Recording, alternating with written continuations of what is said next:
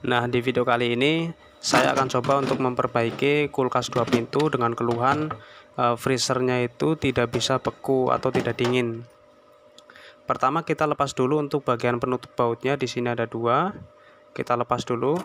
Dan sebelum video ini diambil, sebetulnya 2 hari yang lalu saya sudah melakukan pengecekan dan waktu itu sempat saya kuras karena terjadi pembekuan ya. Di sini banyak penggumpalan batu es sehingga dinginnya itu tidak maksimal karena tertahan di sini ya. Dan ternyata setelah pengurasan kemarin 2 hari ini sudah tidak dingin lagi atau tidak bisa beku di freezer ini. Untuk membuka covernya kita bisa gunakan obeng kecil atau tespen dan kita tarik di bagian atas seperti ini. Kebetulan ini sudah tidak terlalu keras untuk membukanya, mungkin karena memang kemarin habis kita kuras jadi pembekuannya tidak terlalu banyak di evaporator, jadi kita lebih mudah untuk membuka cover ini ya. Jika sudah terlepas seperti ini, kita tinggal cabut untuk kabelnya. Di sini ada soket kabel untuk motor fan dan sensornya, kita cabut dulu. Sekarang kita lihat bagian evaporatornya. Di sini terlihat bersih tanpa ada gumpalan es ya. Dan kemungkinan penyebabnya di sini adalah karena sensor panasnya atau pembacaan sensornya tidak akurat. Jadi panasnya belum sesuai tapi heater sudah off. Dan sekarang kita lihat untuk bagian sensor panasnya. Ternyata di sini juga sampai beku ya karena freezing es. Dan sensor panas inilah yang membaca seberapa panas atau membatasi panas dari kerja heater sendiri. Sensor ini juga nanti kita akan ganti dengan yang baru ya. Kemudian di sini ada satu sensor lagi untuk pendeteksi atau membatasi suhu dinginnya. Ini sensor dingin. Jadi sensor ini sama sensor yang panas itu saling berkaitan untuk kerjanya. Nanti kita akan ganti dua-duanya. Kita akan ambil dan kita akan ganti dengan yang baru. Sekarang kita sudah sampai untuk di toko spare partnya, dan ini adalah sensor dingin yang akan kita gunakan untuk mengganti sensor yang lama. Cuma di sini saya memang pakai bukan yang ori ya, karena di sini yang original itu tidak tersedia, cuman beda di soketnya. Dan ini sensor yang aslinya, yang bawaannya tadi saya potong. Dan ini untuk fuse dinginnya. Nah, ini adalah sensor panas yang baru atau yang akan kita ganti. Sebetulnya di sini sama saja. Di sini tertulisnya itu sebentar. Jadi di sensor panas ini atau di fuse panas ini tertulis 72 derajat dan kapasitasnya 10 ampere. Jadi fuse ini membatasi panas heater bekerja itu sampai di temperatur 72 derajat.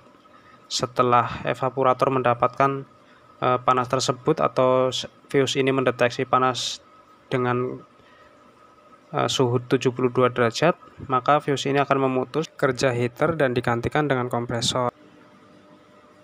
Nah, ini saya potong sengaja karena di sini soketnya berbeda, jadi nanti kita akan ganti untuk soketnya ini. Sekarang kita lanjutkan untuk pemasangan sensornya. Jadi di sini soketnya berbeda ya.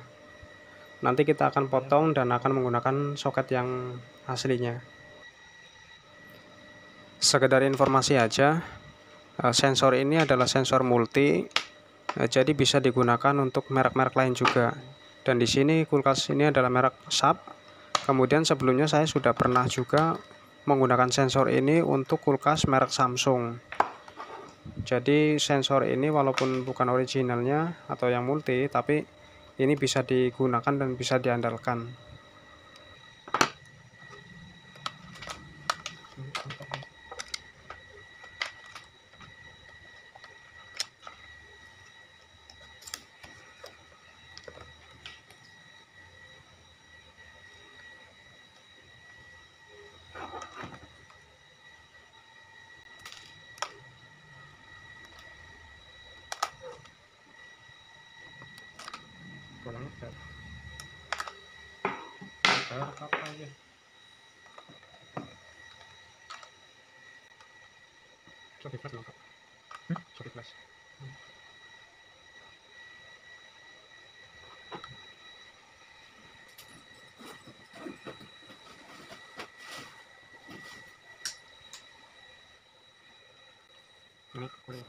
Untuk proses penyambungannya ini kita harus pastikan bahwa ini sambungannya kencang dan aman ya, tidak bocor, karena di sini nanti akan bersinggungan dengan media basah,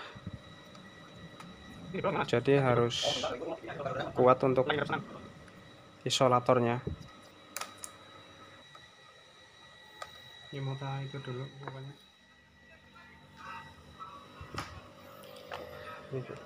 Proses penyambungannya sudah selesai dan sekarang kita tinggal cek lagi dan kita rapikan. Jadi ya mas, ini yang lama nanti kita simpan dulu. Sama ini untuk sensor panasnya, dan ini gantinya. Kita rapin dulu.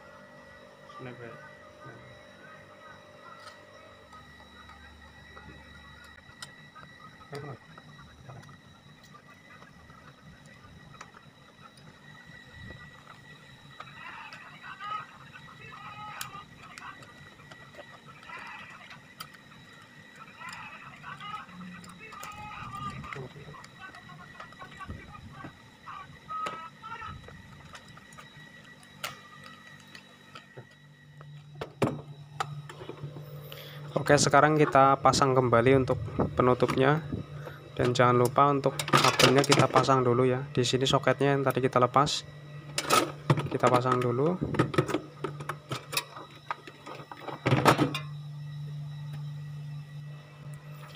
Nah, kawan-kawan perhatikan juga di sini untuk cara pemasangan covernya.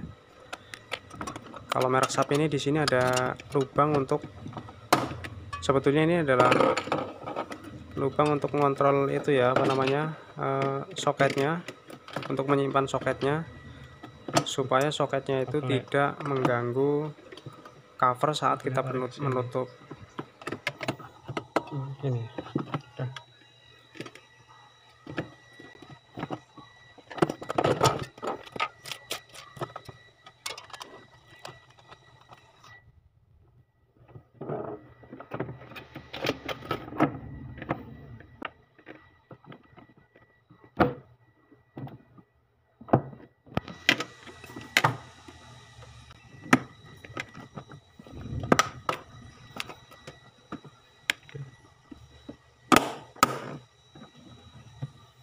tinggal kita baut di sini.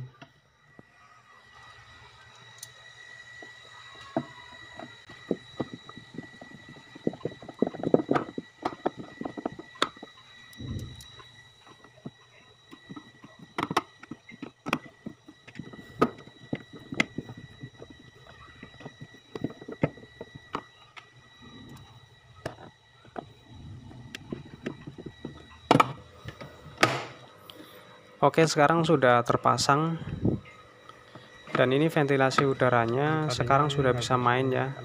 Kalau tadi itu keras.